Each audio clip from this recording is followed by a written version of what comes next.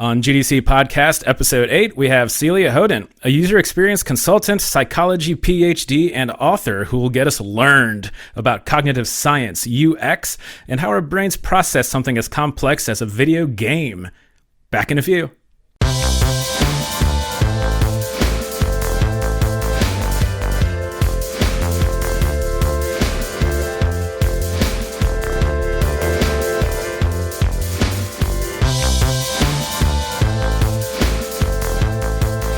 And we're back. Hey, this is Chris Graft, editor-in-chief of Gamasutra, and I'm here with Alyssa. Yeah, this is Alyssa, and I am already trying to interrupt you like a minute into this thing.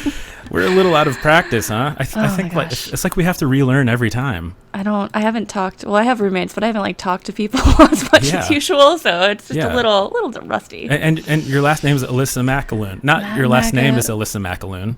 One of those is correct. One of those names might be the one that belongs there. Yeah, the gears are just starting to spin in my head. We're getting, greased up and ready to go for this. So, Alyssa McAloon. Anything new happened since the last Animal podcast? Crossing. It's just Animal Crossing. That's it. How'd your GDC go? Oh, GDC. Yeah, that was Animal Crossing too. Oh man. Oh geez. I did watch some of the streams that were going all week on the GDC Twitch channel, which were pretty interesting. Popped in every now and then, but you can probably talk a little bit more about those than I can. Oh no, I don't know if I can. The virtual talks turned out really great actually, and there is something to be said about hanging out in your living room, absorbing content from the comfort of your own home. So we actually streamed the GDC Awards, the Game Developers Choice Awards, through Twitch, as well as the IGF Awards, and it was a big effort on the part of people who are like our hosts and the GDC events team, and it turned out really nice, and just kind of. It kind of made me feel good. There's a lot of adversity right now. It's tumultuous times, right?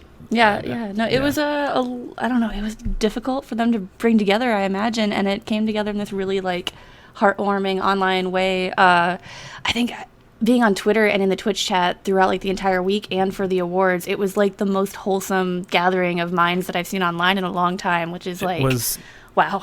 It was shockingly wholesome, the Twitch chat, considering how many people were watching.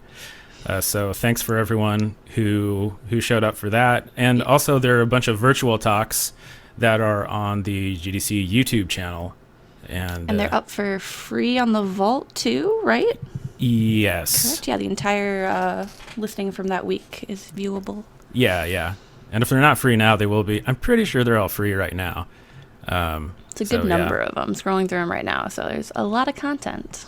A lot of free content. Is my middle name. Chris Content Graph.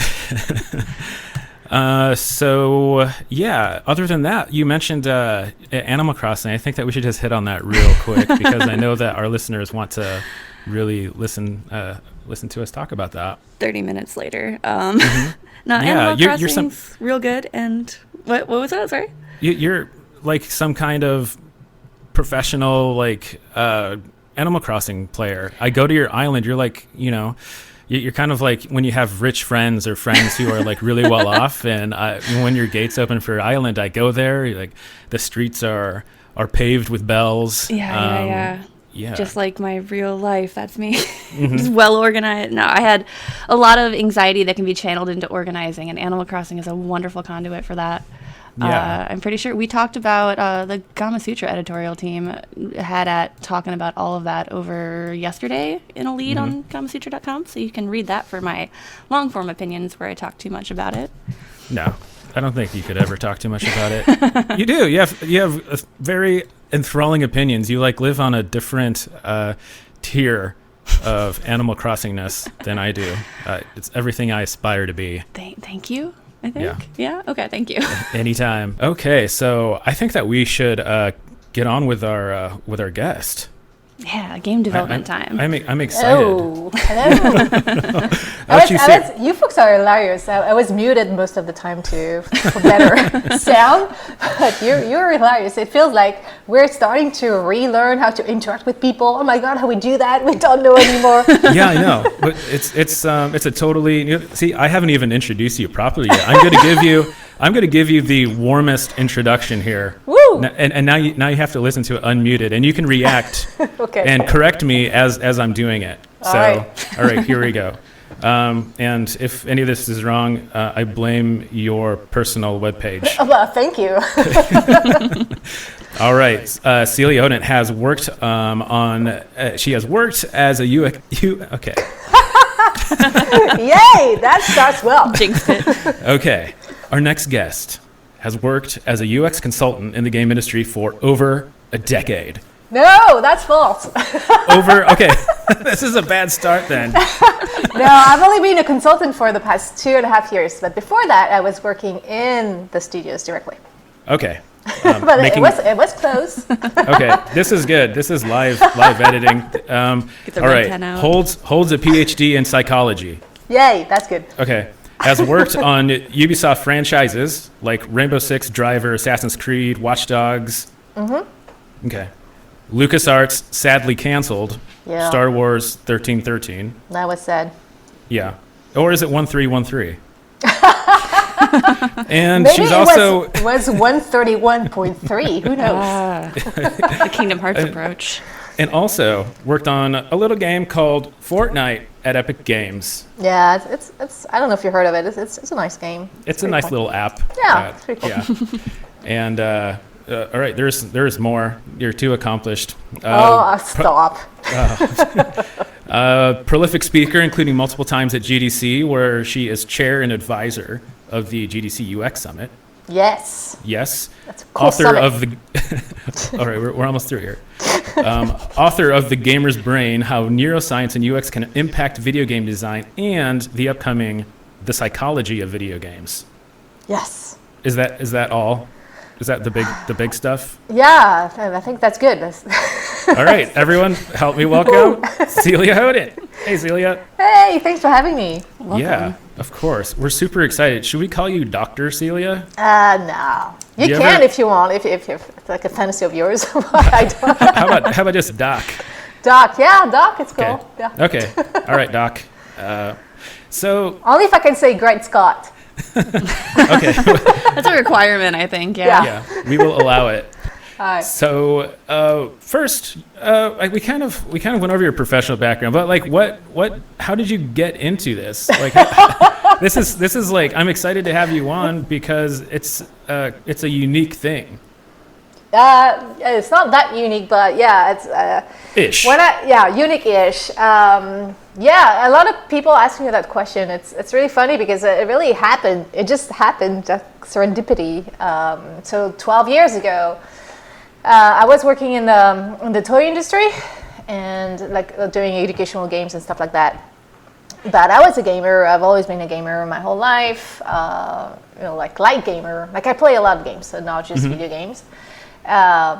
And so back then, I was already seeing a lot of parents freaking out about video games and fearing that it would turn their kids into dumb people. I don't know why, but it's been around for a while. And so back then, I started to look into the science behind it and the psychology. Is there any research behind the impact of video games? And back then, I found some research, mostly about the positive impact on cognitive skills.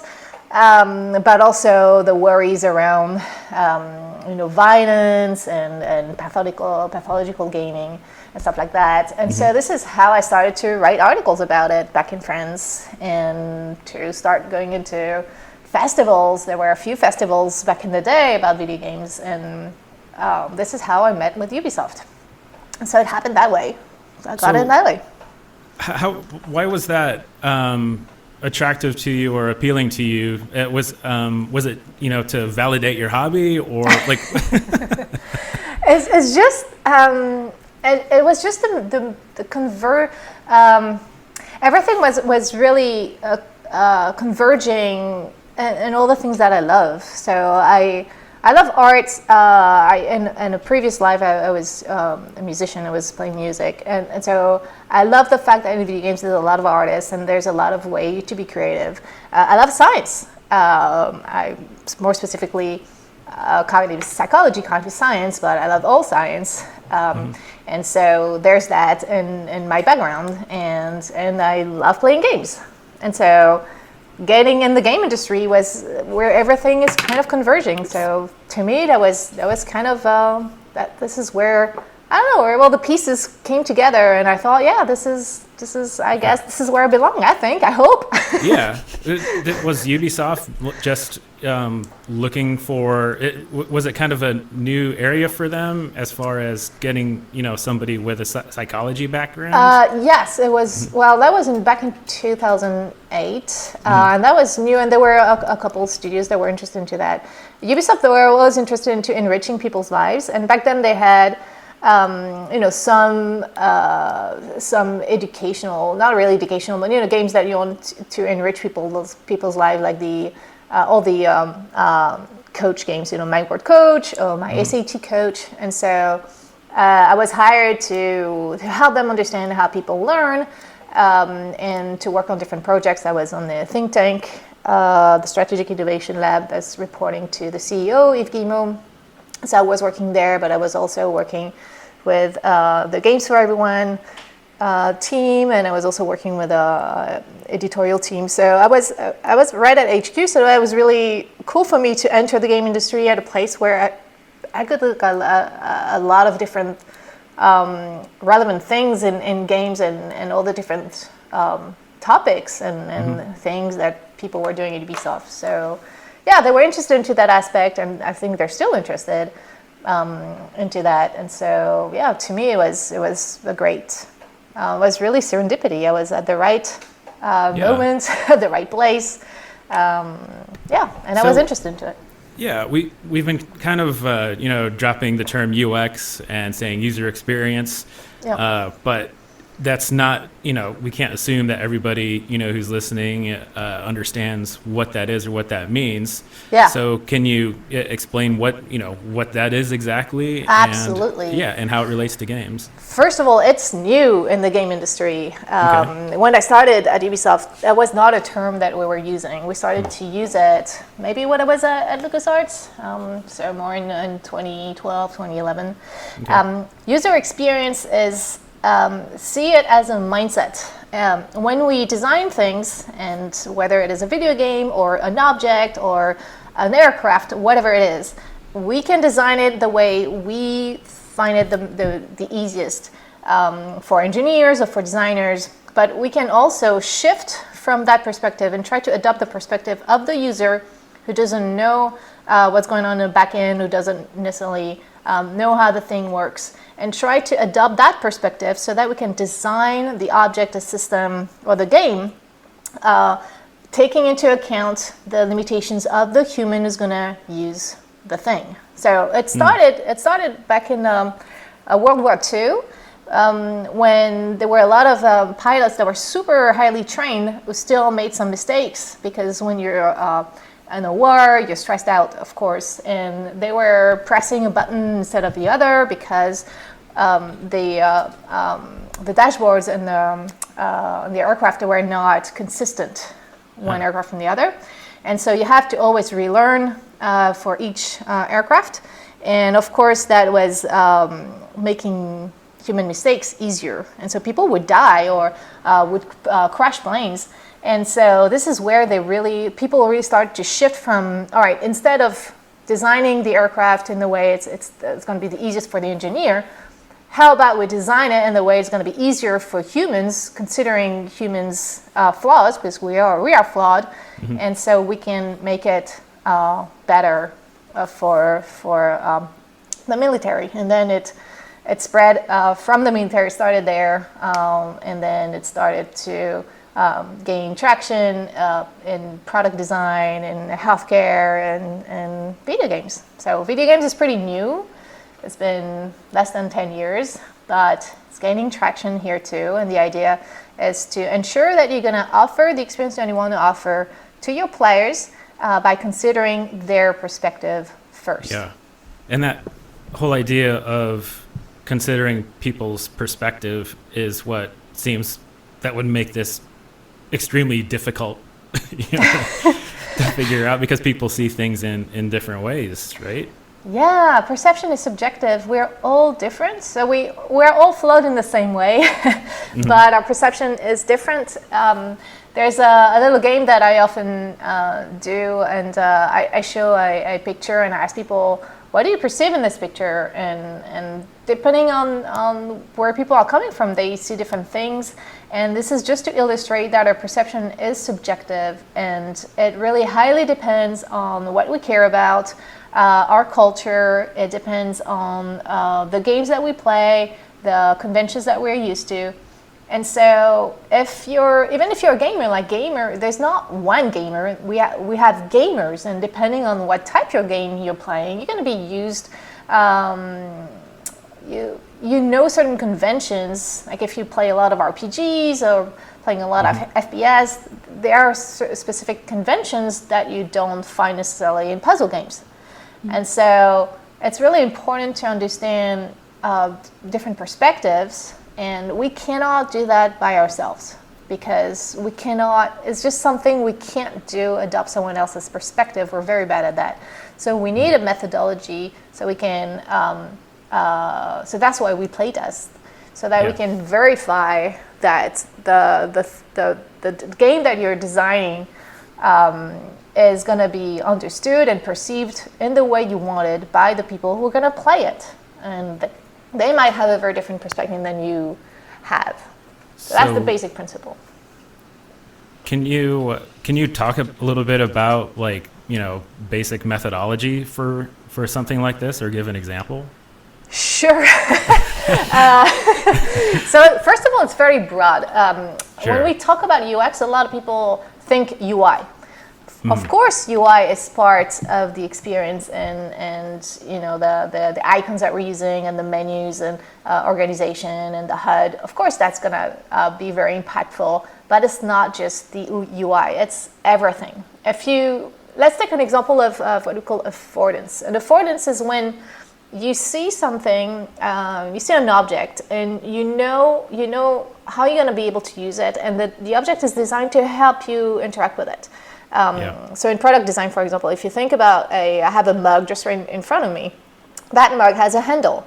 That handle is an affordance for me to be able to just grab it with 3 or 4 fingers and lift it. That's helping me using that object without burning my fingers if there's something warm in it.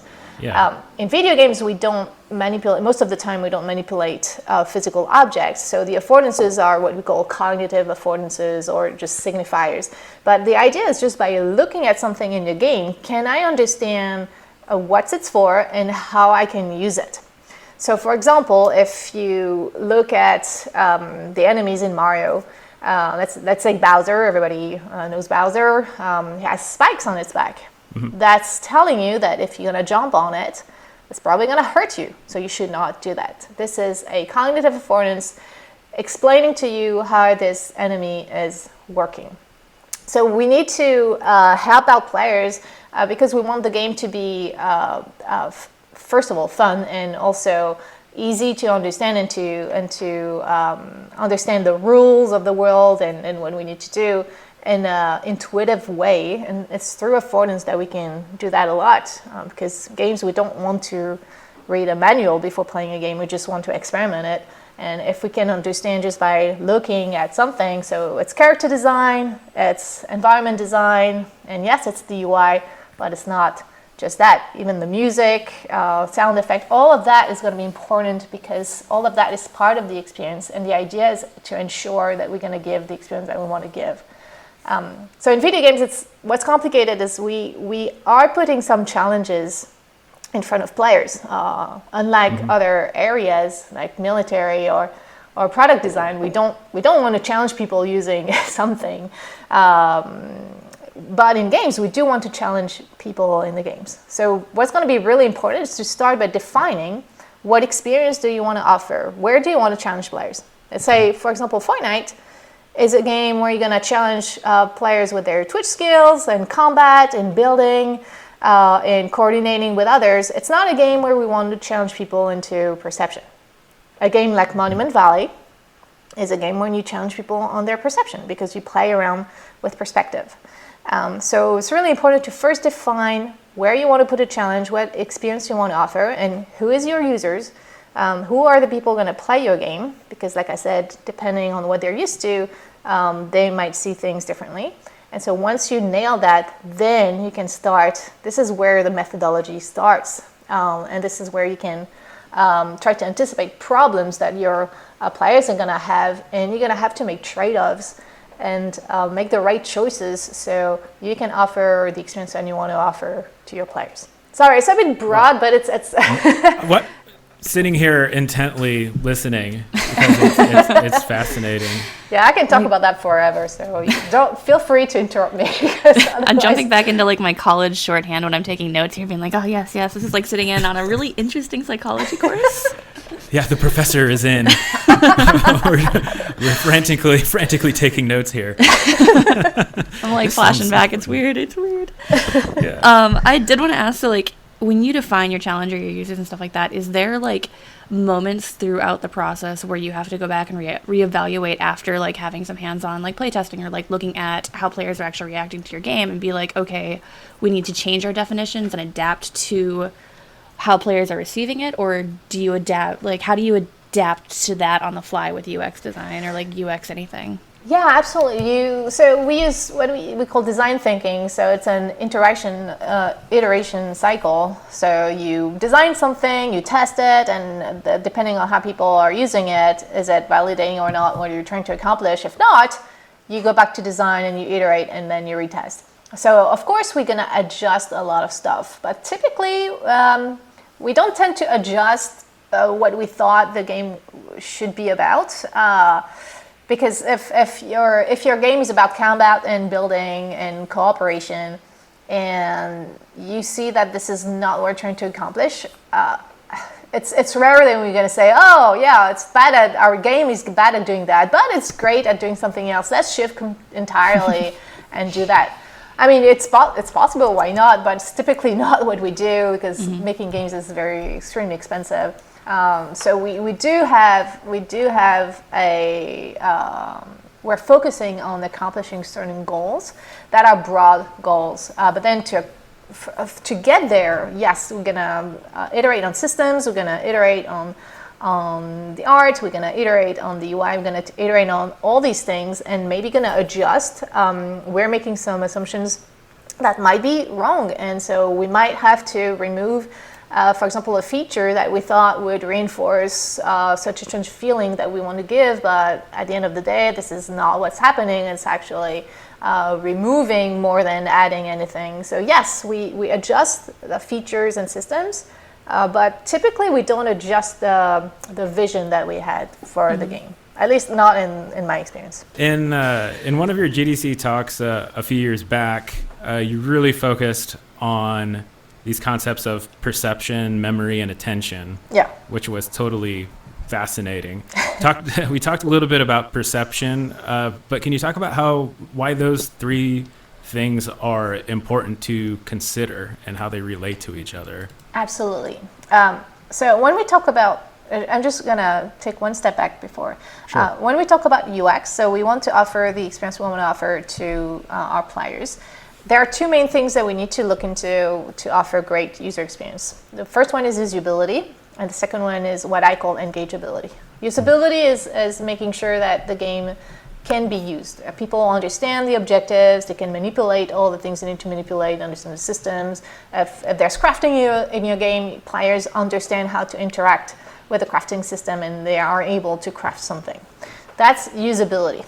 A game can be usable, like meaning that people can understand what they have to do and manipulate all the features in your game, but it could still be boring. And so a game needs more than just usability, it needs to be engaging. But back onto usability, to make a game usable, we need to take into account the limitations of the human brain. So we look into mental processes, and so this is where cognitive science kicks in, because cognitive science is the study of mental processes. And the main mental processes that we know well and that are really important to make a game usable are perception, attention, and memory. So we look at the main limitations at these things. The brain is performant for a lot of stuff. We have great capabilities, but we also have great limitations. So the one we talked about, perception is subjective. And we have a hard time remembering that, because for us, what we see, what we hear, everybody should have the same perception of the reality, but it's not what happens. There's one reality and there's multiple perceptions of it. This is why it's so hard to communicate sometimes. Mm-hmm. And then attention and memory are also very important. And memory is critical because if you learn something, it means that you memorized something new. If you don't memorize it, you don't learn it.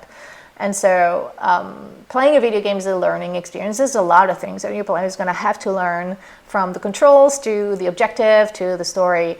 And so we need to understand how we can make sure that players are going to memorize the most important things in your game. And the problem with memory is that memory is pretty flawed. I'm sure you've experienced that. You forget Not about me, stuff. perfect memory. Perfect memory. Sure. So we have to deal with that. And so memory is pretty flawed, and we have what we call the forgetting curve. And even if you learn something by heart, and that's, let's say today you've learned something entirely by heart, like a series of numbers or words, but then tomorrow maybe you're only gonna remember half of them, or even less than that if what you're trying to learn was meaningless.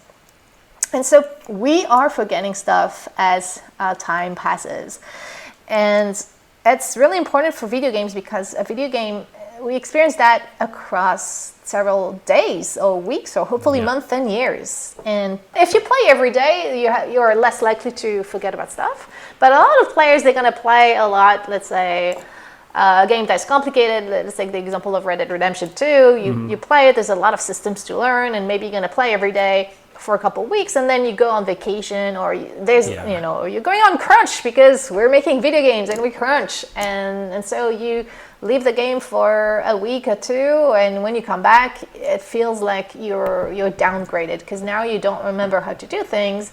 And it's taking a long time to get back to it. Oh, not to get hung up on this or interrupt through this, but like this is just so striking to me. Like I forget like where I slotted my fishing rod and my tool wheel in Animal Crossing on a like minute to minute, and like that's one of the things that's frustrating to me too about RPGs, for example, because you'll return to it, and there's like, for most of them, some of them are trying to do this now, but these are like epically long stories, and then I'm not playing every single day, and then I'll come back and like months later and I just give up, because I'm just like, what the heck am I even doing? You might as well start all the way over again.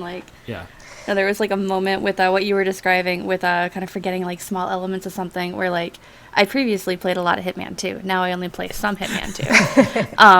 And I took a break from that game to play Horizon Zero Dawn, or that was Hitman 1, I think. And then I came back to it, and I'm like, all right, I'm going to go to this level I know really well, and I'm going to go through this way, and I go behind this butler, and I got to sneak and open the door. And instead of hitting the open the door button, I hit what in Horizon would be the action button, and I punched this butler directly in the face.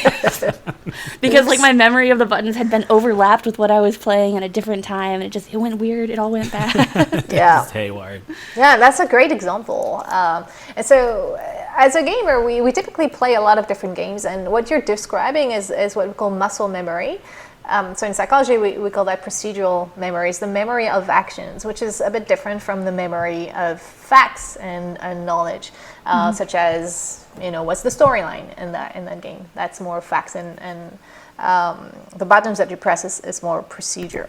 And these are two different, completely separate memories, and they work differently, but muscle memory is very strong. And so once you're trained on a game and you have certain buttons layout, if you go back to another game, it's a nightmare, because you have to relearn. It's just like if you go from the US, you go to London, and you have to look right before crossing, and you're not used to that, and it's going to take you a while to get used to that. So it's the same principle. And there's a lot of games now that they care more about the onboarding. They onboard players better. But not many games think about re-onboarding players after they left the game for a little while. And that can be okay if you're a paid upfront game.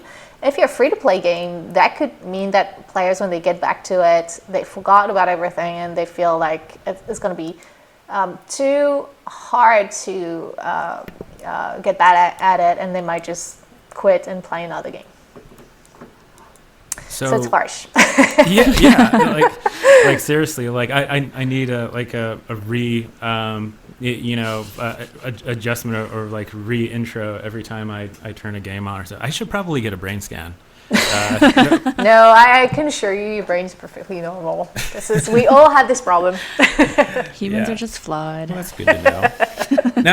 And then memories. So it's perception, how people see things, and then memory. And then that goes into attention. Yeah. How does that go into UX? So these elements are not really separated. We talk about them separately.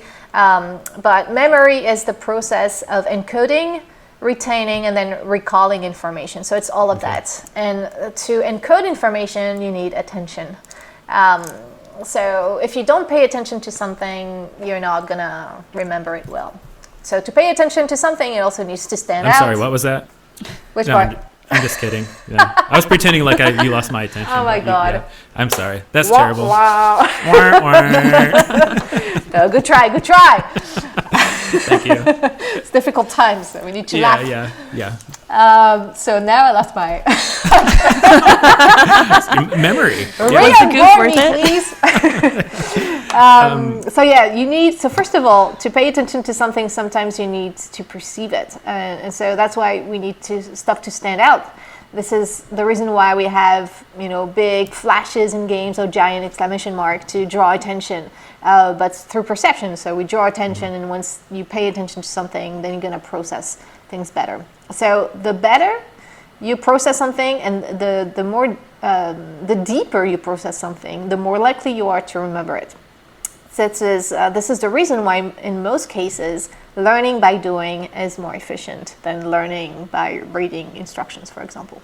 So during the onboarding phase, it's going to be way more efficient, if you want people to remember it, to put your players in a situation where they have to do something, they have to experience the thing you're trying to teach them. And this is the way we really put Fortnite together, the Save the World parts.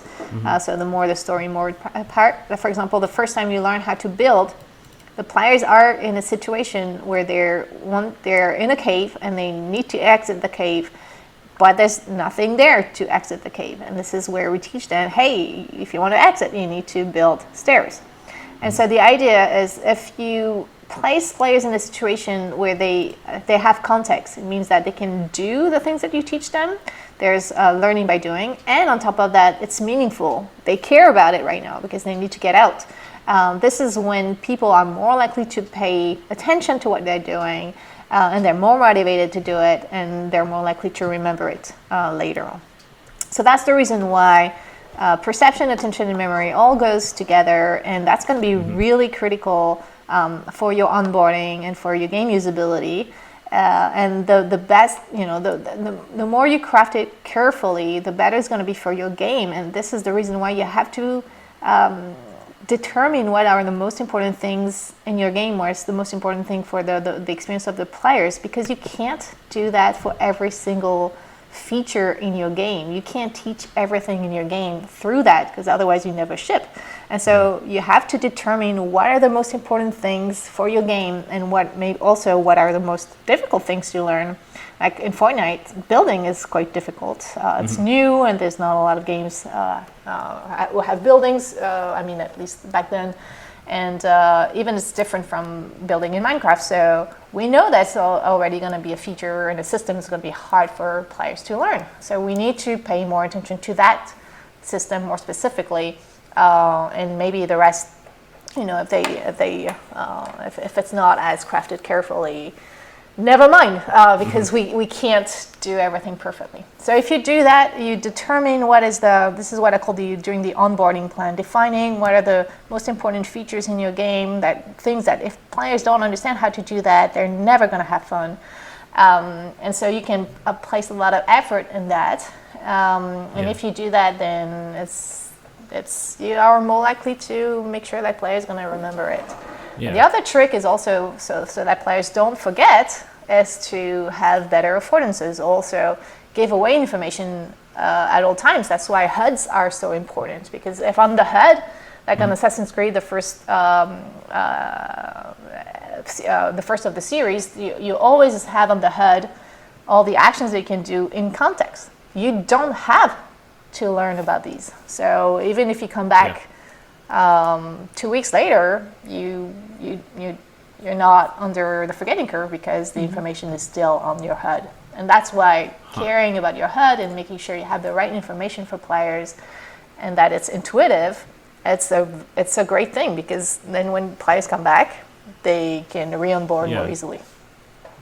Alyssa, now that you kind of have taken all these notes, you've scribbled them all down, how do you grade the UX in Animal Crossing New Horizons? Scale of 1 to 10. I don't know. Good luck, Lisa. Yeah. I don't. For me, it's difficult because it's hard to separate it from what I had as a kid and like what's like baked into my mind from so long. Because like there's just so much of that game that's automatic for me because earlier on I learned these systems and then carried that forward. So like it's hard for me personally to kind of like grade that one. Yeah. But it's always hard, and it's hard for everyone because we care about certain games more than others. Certain games have triggers nostalgia.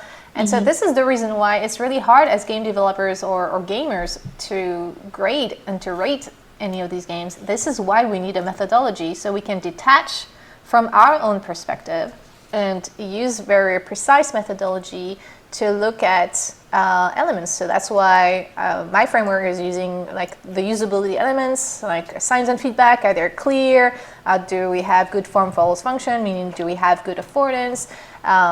Do we minimize the workload for players when they have to play for things that they're going to have to do very often? So we look at very precise things, and same thing for engagement. You know, is it motivating? It's more complicated for engagement because we don't have enough research on that, and it's more fuzzy.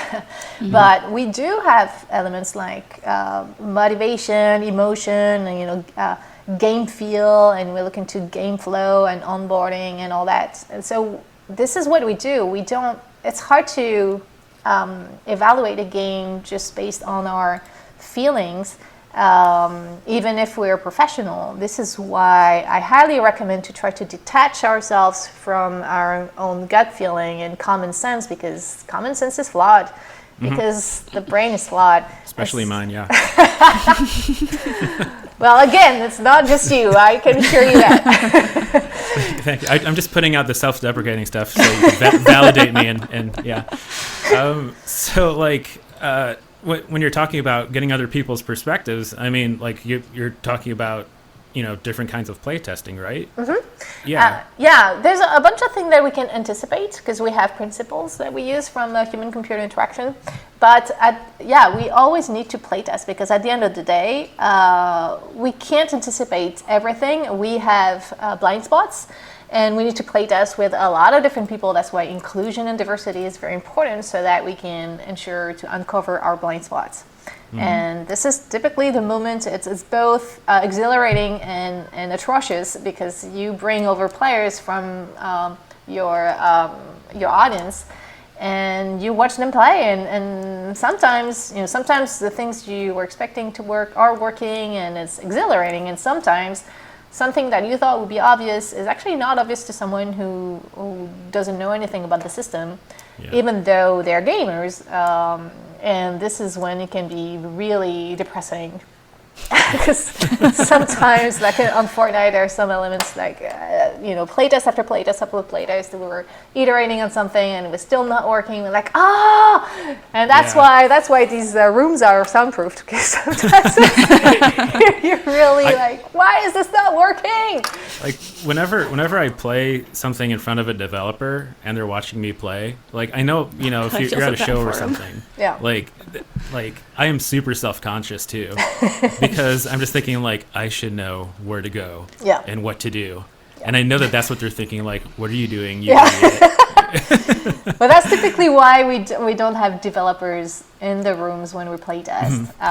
Because first of all, it's intimidating. And second of all, you want to be nice to the developer, because you know that person like put their heart and soul and sweat and blood in there, and you try to figure out things way more carefully than if you were at home, and especially, or if you were on the commuting to work and trying a free-to-play game on your phone. This is where really we don't care a lot about any of that thing, and so we don't have a lot of time to ensure that players, first of all, they understand what they have to do, and it's compelling, and then it's done. So. And there's like an amazing amount of like these tiny little details. You were talking about menus and Gestalt principle. Gestalt, yeah, and which it's about grouping things together, right? And how your brain. Yeah, so it's more than that. It's about seeing patterns, and across all humans we have the same way of seeing patterns. But the problem is that we have different laws and principles from Gestalt that can help us anticipate how people are gonna see things. But the problem is that in real life, there's all of these laws and principles that are interacting with one another. But when we take them separately, we can clearly anticipate. So, for example, if you just see a block of dots that are equidistant, you're just gonna see a big, like square of dots. Now, if you remove the center column of these dots, then you're going to see two blocks of rectangles, because we group things that are close to one another together. So that's one of the main principles of Gestalt. We call that the law of proximity. Yeah, and the way that you were applying it was fascinating, and it had to do with I think it was a menu in Far Cry that you used to level up skills and stuff. And sometimes those things, like I know that's difficult, to design at all, but the way that you're explaining, it's like, see how these are close together. This looks like it's vertical, and it's actually a horizontal progression system. And that I don't know. It seems mind-bending to me. I know, and for us it seems so obvious, and sometimes we just do things and we're like, oh, we're gonna iterate on that later, and that later never happens. And that's the reason why we need to anticipate things and need to use these principles to design, so that from the beginning it's at least it's following some principles, because we're gonna have to iterate anyway. But there's some principles we can easily apply, but we just forget, and there's a lot of things that are shipped that are violating these basic principles, just because to us it's so obvious, because we know that the system is working horizontally, and so it's again, the perception is flawed. So that knowledge is changing the way we perceive the system. So we're kind of running short on time. God, already? No, I feel like I could keep on going forever, but we still have time for a few things. Yeah, I'm gonna cut in here. Yeah, go ahead. I was going to ask, like, obviously having a UX researcher or a UX designer on your team has a huge payoff, as like the last 40 minutes of conversation can attest, but kind of what concepts from like considering UX should developers in other disciplines like keep in mind to their day-to-day if they don't have someone like that on their team? Yeah, well, that's basically the information I want to give away in my book. So this is where I summarized everything. What's really important is to have the correct mindset. And always think about players first and place them at the center of whatever you're doing. So of course, if you can't play this, it's going to be difficult because you do need to have that check because there are many things you can't anticipate. But at least if you have a better understanding of how the brain works, the main flaws, in terms of perception, attention, memory, and if you understand better how motivation works, what's going to be important to make it engaging for players, so things like motivation, emotion, and game flow. This is just like the basic information that, at least if you have that, is going to change a bit your mindset, and is going to help you anticipate problems and iterate and find solutions faster. But of course, it's never going to replace a UX designer. These people are really specialized into interaction design and information architecture, so they can help you define systems. So that's going to be really critical if you have a game with a lot of systems and heavy UI. And playtesting is always going to be important to help you out. So if you can playtest, there's a lot of people who offer these services. I assure you it is worth it. So I know it's hard to invest money in there, but it's an investment that you will not regret. But the basic information is on my website, because I know like the book is quite expensive.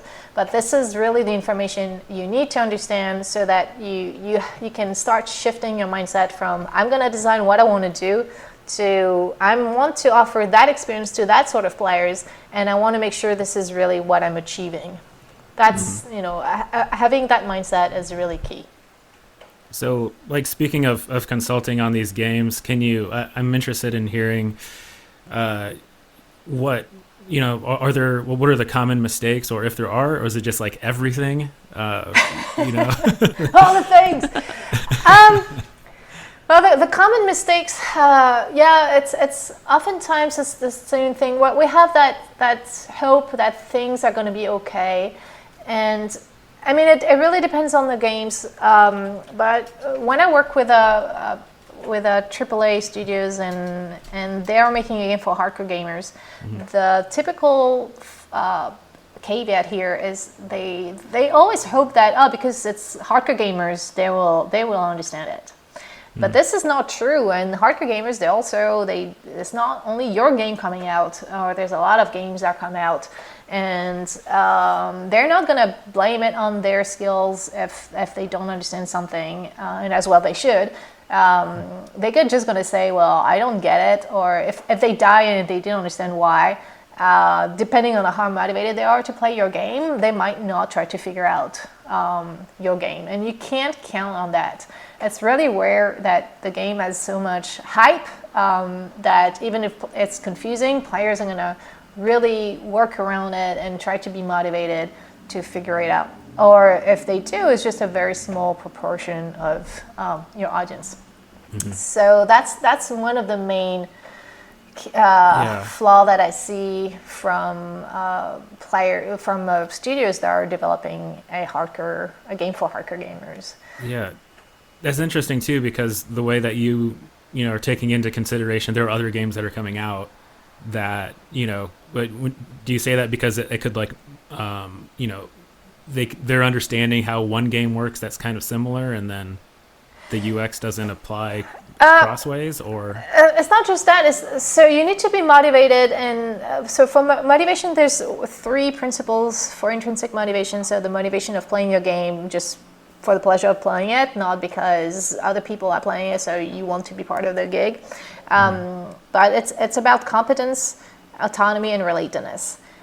Competence is about feeling in control and feeling that you're progressing in the game. If the game is not making players feel competent in playing the game, they're going to quit. And competence is not. I'm not saying that the game should, you should never lose and everything is always great. You do need challenge, but competence is about if I die, I understand why I died, and next time I can come back to it and get better at it. If this is not happening because the signs and feedback in the game are not clear, because you don't have that good affordances, players are just going to quit. And especially because there are other games out there. So that's the thing we need to focus on. It's really important to make sure, this is what the onboarding is all about, is make sure players are going to feel competent into playing the game and they feel they can get better and progress. If they don't feel that, this is when trouble starts. When you're describing that stuff, I'm thinking of like, these really difficult like Souls-like games that they're popular. They're really popular, especially considering how difficult they are. Yeah. But it's kind of like they're popular because you know that you're the one who messed up. But the Souls game, I mean, it's in the contract. You know that you're getting in to suffer, and this is typically the type of players that they're targeting. And so this is usually what it's funny because typically Souls games are the ones that come up saying, with UX, every game is going to be easy and we can lose Souls games. Like, and like, no, if your game is the experience of the game you want to offer is one for people who like to suffer, we're absolutely going to help you accomplish your sadistic goals. But you have to know that your audience is going to be much smaller.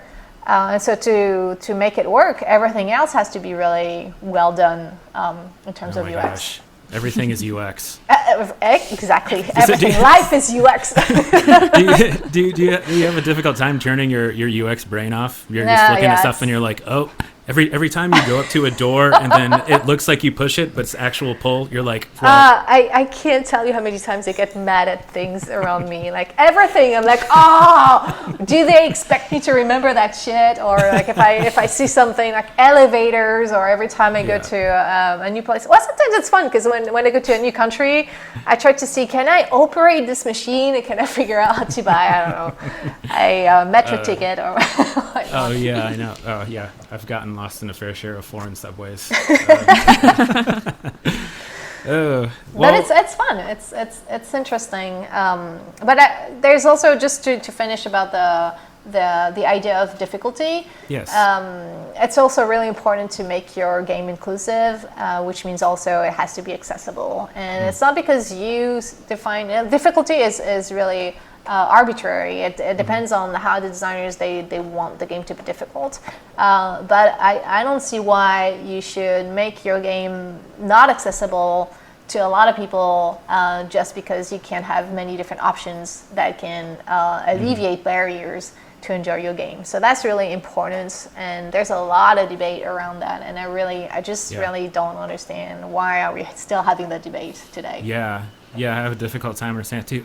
You just brought up another topic we could talk another hour I'm sorry. Oh yeah, way to go. About accessibility. No, we do need to wrap it up, but let's talk a little bit more about your book. Gamer's Brain is already out. Like it's, people are reading it. You have another one that you said you just finished up recently. Yeah. So the new book is called The Psychology of Video Games. It's really more for a broad audience. And it's about explaining how video games are made and what is the impact of video games. So it's the psychology of making games, also the psychology of playing games. And the idea is to go through, so first of all, UX, so where is it coming from, and how psychology is used to make games, because you have a lot of people and the public that don't understand, and they feel, they have psychologists, they must be trying to, manipulate my brain. And so there's a lot of fear around that, so I really wanted to explain what this is all about. And then also explaining a bit better the research around the impact of video games, because there's also a lot of great claims around that. So you have one side saying, video games are going to save the world and they make everything better. Most of the time, these are great claims that are not necessarily backed up by science. And on the other side, you have, oh my God, where video games are killing everybody, and everything is dark, and everybody is getting violent and hooked up in games. And this also are great claims that are not backed up by science. So the idea was to look into these things, look into the positive impact of games. When is this happening? What conditions? And what can be the negative impact of games? And it's mainly regarding if you're over-consuming games, of course, that can lead to problems. But the main issue is that we talk about video games as if it was a big bucket of the same thing. And we need to stop talking about the great or bad impact of games and start to talk about more specifically what is bringing something interesting in terms of health or education or cognitive skills, and what are the limitations that we need to be careful about. And it's mostly about mechanics, and it's mostly about specific things, and not just video games as a broad topic. So this is what I was trying to accomplish in this book, and I also finish by talking about ethics and what we need to look into, because the game industry also need to talk about ethics a bit more, I think. How do you mean ethics? So making sure that we are aware that there's no design is neutral. So everything we design is going to influence people to use the design in a way or another. So when we design games to encourage people to come back, it's fair game, because especially for free to play, we need to have that to make money. So I totally understand. But sometimes, for example, we design games that punish disengagement. And this is where it can be a little bit unethical, because then it's not that you're encouraging people to come back and they're going to be rewarded if they come back. You're going to be punished if you're not coming back, which is a little bit different. And I think it's important for the game industry to look into these mechanics and define where we should draw the line before, because it's already policymakers and the public is talking about these things, whether it is loot boxes or retention mechanics, and we need to own that discussion, and we need to start looking into where's the line, and so that we can address the issue, because there are some issues and we should not shy away from addressing them. And when is the new book coming out? So it's going to be in October, so it's not anytime soon. I'm sorry. That's all right. But it will be available on newsstands everywhere. So I hope so. Yeah, it's if we still have, in October, hopefully we're going to be able to be out.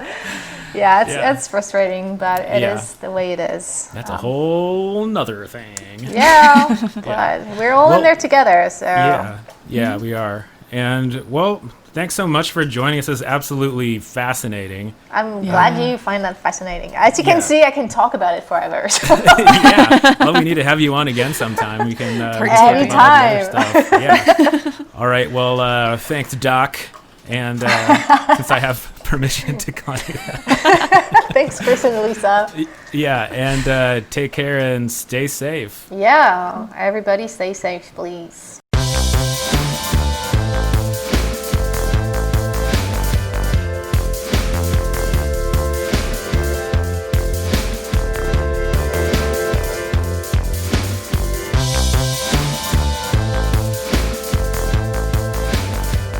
Just like that, Celia was gone.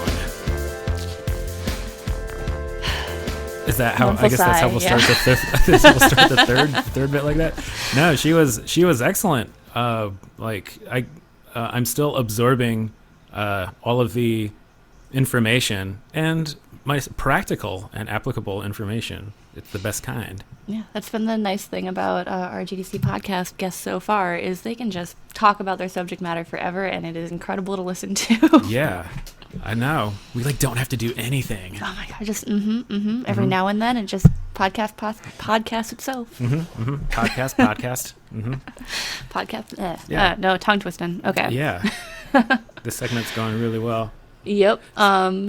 Back on track. I was looking forward to this one in particular, this conversation in particular, because getting into more of the behind the scenes writing about the game industry and stuff like that, UX was one of those early question marks, where I'm I know what game design is, I know how programming and art, they just do the typing and the drawing, and then but UX was this mystery one where I'm I don't actually know what that is. So getting to kind of validate everything I've learned about that over the years of picking things up here and there, and just hearing an expert talk about it was a really enlightening way of all the ways it touches the different aspects of game design and how it goes unnoticed when it's done so well, and very enlightening. There's a rising interest in it. It seems like we mentioned earlier, she runs the GDC UX Summit. She's the chair of that, and I remember the first time that we did the summit, I think it was the first time, I'm pretty sure, but it was just a huge turnout. So this is something that is a newer field. It's not like brand new, but it's something that people are taking more interest in, and especially if you are a small studio, you might not be able to hire somebody like Celia, which, by the way, hire Celia. And you want to try to obtain that information for yourself if you can. And I think it'll just make for better video games, and overall better experience, because like I said, it's like you start realizing everything is user experience. Yeah. There is like the I think it's in the Matrix where like everything peels back and it's just like the numbers and the data. It's like that, but like everything's UX. Yeah, exactly. Yeah, and also, I wish there was more time to talk to her about this stuff, but there's the learning aspect of it. And when I say learning aspect, it's like, it seems like 90% of it is about learning. She was talking about onboarding, and, that's a way of talking about, the initial learning of, this new system that you're going to be interacting with. So that's fascinating. There's that great analogy with the first stage of Super Mario Brothers. And I don't know if you saw it, but or I can't even remember like where it was. It's somewhere. If someone can find that who's listening. Somewhere online. Yeah, but those very first blocks in Super Mario Brothers taught you so many things about how the rest of the game works. And then it's just like, okay, well, that's why Nintendo is number one in the biz right there. Yeah, and that's the kind of stuff that like I'll like poke designers about when we talk to designers, is like, intuitively teaching people things. And I didn't realize that was such a big part of like the UX side of game development, was just kind of the more data-driven looks at like creating things in a readable way. Yeah. We brought out ethics, also talked about that for a little bit. And if you're interested in looking more on that, Celia actually, I think if you just Googled Celia Hodent and ethics, you'll turn up her Gama Sutra blog, which is like thousands of words, a couple thousand words. It's an expanded GDC talk, actually. And she talks about the kinds of ethics and, approaching these ethical issues in a scientific way. And it, talks about loot boxes also, all of these controversial things, and, a game addiction, which we weren't able to talk about too much, but these are things that it's really interesting that it's at the top of her mind. And of course they should be, because they're UX based, aren't they? Yeah. No, it's kind of married with earlier on in the conversation, it was mentioned that like doing like a heavy research into how people think in game development, like outside it kind of looks like shady, like, oh, they're trying to figure out how to best extract money from the free to play. But like her article on ethics talks about a lot more of that, but in like a good multi-layered, multifaceted way. Her entire Gama Sutra blog is very readable and knowledgeable, and I recommend checking it out. Please don't judge the UX of our website. It's what's the word? Vintage. Yeah, it's vintage. It's it's the aesthetic that counts. It's a comfortable throwback to anyway. Simpler time. That was a great chat. She's so enthusiastic, and I love it. Yes. I'm enthusiastic about Celia's enthusiasm. All right, so that's all for this week. Check us out on iTunes, Google Play, Spotify, and should we keep saying YouTube? I don't know. We haven't uploaded one there in a little while. Check something out on YouTube. We'll do it at some point. It's content. There's a couple things out on YouTube. Yeah, there's plenty of GDC content on YouTube besides us. So. Yeah, you can go to GDC YouTube for other stuff, I guess. Yeah. So if you liked what you heard, like and subscribe, please. We would love that. All right. For now, not for now. I will continue to be Chris Graft. I will do my best to continue to be Alyssa McAloon. And have a shit. All right, let me try that. Have an excellent outro. Yeah, so close. All right.